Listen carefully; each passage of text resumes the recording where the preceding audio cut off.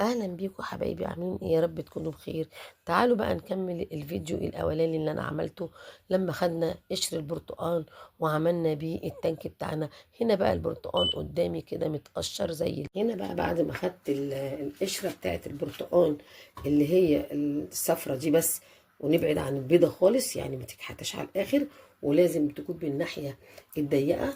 بدا هنا البرتقال عندي ابدا اللي انا عايزه اعصره بقى. هنا عندك طريقتين ان انت ممكن تفرزي بيهم. الطريقه الاولى ان احنا ممكن نعمل زي ما انا هوريكم كده دلوقتي. تاخدي البرتقانه وهتقطعيها كده. هناخد البرتقانه بتاعتنا يا اما تقشريها خالص وتتخلصي من كل القشر الابيض والاصفر ده كله، وتقطعيها من النص كده طرنشات، وتطلعي البذر وترصيها في قلب طبق ومعاها حتتين الجزر اللي هتضربيهم بيها.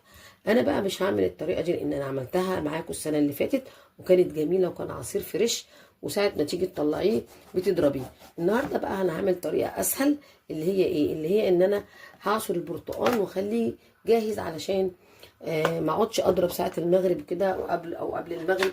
اقعد اضرب في الخلاط واعمل ايه، يعني اشغل نفسي. لا، احنا نمسك البرتقال ده كله نعصره بالطريقه القديمه خالص اللي هي بتاعتنا. ولو ما عندكيش عصاره، على قعر كوبايه كده واعصري. تاني حاجه، انا كان عندي العصاره الكهرباء بس باظت، فقلت ان انا بصوا طلع كل العصير اللي فيها كده. هبدا اعمل الكميه كلها. طبعا هو مش هيديني عصير كتير، بس هيبقى افضل ان انا من غير بذر ومن غير اي حاجه ومن غير الياف وارجع اصفي والشغلانه دي كلها.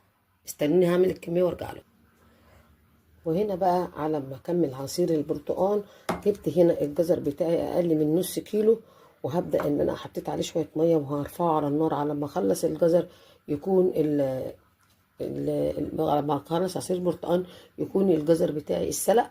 وانا ما تكتريش طبعا الجزر عشان انا عايزه طعم البرتقال هو اللي يبقى اكتر من الجزر. فدول 3 كيلو، انا حاطه عليهم اقل من نص كيلو. كميه البرتقال كلها اللي انا عصرتها، وكمان معايا الجزر بتاعي اللي انا خدته غلوه على النار وضربته بالهاند بلندر زي ما احنا شايفين اللون الجميل ده. هحطه بقى علشان يزود لي القوام ويزود لي القيمه الغذائيه ويزود لي الكميه. هنبدا بقى ان احنا نحطه كده ونصفيه علشان ما يبقاش فيه اي تفل ولا اي رواسب ولا اي حاجه.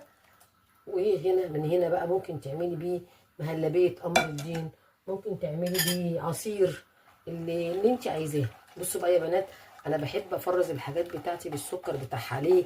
عشان السكر ما بيخليهاش تتجمد. يعني لما تطلعي العلبه تاخدي منها بالمعلقه بكل سهوله. هنا انا مش حاطه اي ميه ولا اي حاجه، ده كده خام خالص. يعني هما شويه الجزر الميه اللي اتغلت فيهم لحد ما شربتهم خالص، ما بقاش في حبه الا حبه صغيرين، وضربتهم بشويه برتقال علشان يضرب بس معايا في الهاند بلندر. فانا هنا يعني ما حطيتش اي مواد ولا ميه ولا اي حاجه. شايفين القوام واللون؟ هوريكم دلوقتي كل حاجه على الطبيعه. كده بقى صفيتهم خلاص، مفيش الا حبه التفل دول. فانا بقى ايه، خلاص هسيبهم بقى كده. لو كنت هتعملي برضو مهلبيه ببرتقال ولا حاجه ممكن تحطي شويه الجزر دول عليهم، ما ترميش حاجه. شايفين بقى هنا القوام عامل ازاي؟ القوام هنا تقيل اهو وباللون بتاعه الجميل. هنبدا بقى نحط السكر بتاعنا، وطبعا السكر ده حسب الرغبه. انا بحب اشيل حاجتي تكون ايه، تكون السكر زي ما بقول لكم ما بيتجمدش. احط بقى سكر التموين العادي وابدا ان انا اقلب. برضو هتحطي سكرك لو عايزه لما تقدميه ما تحليهوش تكتري السكر. فطبعا تدوقي السكر بتاعك، شوفي انت عايزه ايه. السكر بتاعك يكون عامل يعني سكر قوي محلي. شايفين لونه وجماله؟ شايفين الحلاوه؟ ده بقى تقدمي عصير، تعملي منه مهلبيه اللي هي مهلبيه البرتقال بالجزر، احلى من قمر الدين الصناعي 100,000 مره. هنحط بقى هنا كمان حاجه عشان تحفظوهن وتخلوهن طعمه حلو، سنه ملح ليمون بس. هو البرتقال طبعا محدق لان هو برتقال بلدي اللي هو بلدي اللي هو ايه، اللي هو حادق. هنا كده بذريه وقعت غصب عننا. تدوقي بقى كده اهوت وتشوفي الطعم. سكره ايه؟ نشوف كده. سكره مظبوط كده ان انت تقدميه على طول في الكوبايات بتاعتك. هنجيب كوبايه واوريكم. هنا بقى احط سنه ملح الليمون اللي انا قلت لكم عليها عشان تديني مزازه اهو. شايفين على طرف المعلقه الصغيره، احطها واقلبه بقى كده اهو، وابدا ان انا احط اوريكم في الكوبايه اللي القوام بتاعه عامل ازاي. وبعدين هنشيله بقى في علب لحد ما نيجي نستخدمه ان شاء الله. تعالوا بقى معايا نعدي كده كوبايه ونشوف القوام بتاعه عامل ازاي. بسم الله الرحمن الرحيم. بصوا معايا، شايفين القوام؟ بصوا حاجه كده جميله، تقيل وحلو، وكمان السكر لسه عايز يتقلب تاني. نبدا بقى نحط كده في كوبايتنا الجميله ديت وندوق احلى عصير برتقال بالجزر. تمام، يبقى انا استفدت هنا البرتقال بتاعي من كل حاجه. ان شاء الله اعمل معاكم مع مربى القمر الدين، قصدي مهلبيه القمر الدين. بصوا اللون اهو، بسم الله ما شاء الله، احلى عصير برتقال بالجزر اهو يا حبايب قلبي. يا رب الفيديو يكون عجبكم، ومتنسونيش في لايك وشير ودعوه حلوه كده منكم. هنجيب بقى العلبه ونبدا ان احنا نصب فيها ونشيلها بقى. بسم الله ما شاء الله، اللهم بارك اهو.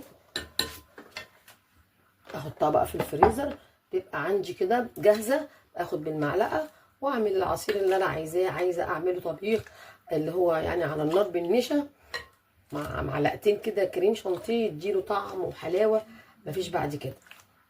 وبكأني عامله قمر الدين احلى، يعني القمر الدين بيتعمل من مشمش، انا برضو مخزنه مشمش، وكنت عامله لكم قبل كده القمر الدين. المشمش عندي من السنه اللي فاتت اهو. هحط بقى كمان السكر، نفضي بقى السكر كمان ده كده عشان ما نحليش بقى واحنا بنعمل خالص، ما نحليش العصير بتاعنا. يبقى هو كده جاهز بالمعلقه، تاخدي معلقه على الكوبايه تبقى زي الفل. واحلى عصير رمضاني طبيعي من غير اي مواد حافظه وفريش، عامله بايدك في البيت. شايفين يا حبايب قلبي؟ ادي الكميه من 3 كيلو برتقال واقل من ربع كيلو جزر، وادي العصير بتاعنا النهارده اهو.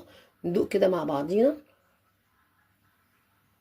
والله يا بنات تحفه تحفه. ايه رايكم؟ استنوني بقى فيديو جديد وفكره جديده وحاجات رمضانيه تنفعك ان شاء الله، وتغذي ولادك، وفيتامينات كلها من البيت وكلها طبيعيه. وما تشتريش اي حاجه من بره، وما تخليش اي حاجه صناعيه تخش معده ولادك. ولادك بيبقوا صايمين وعايزين حاجه غذائيه وعايزين حاجه من البيت جميله زي ما احنا شايفين اهو. العصير بالبرتقال، انزلي السوق جيبي 3 كيلو تاني، يعني ما تجيبيش كميه عشان ما تستعبيش. هم ال 3 كيلو يا دوبك انا عملتهم، ما خدوش مني وقت.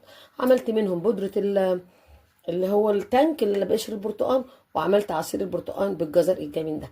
السلام عليكم ورحمه الله وبركاته، كل سنه وانتم طيبين، واستنوني فيديو جديد.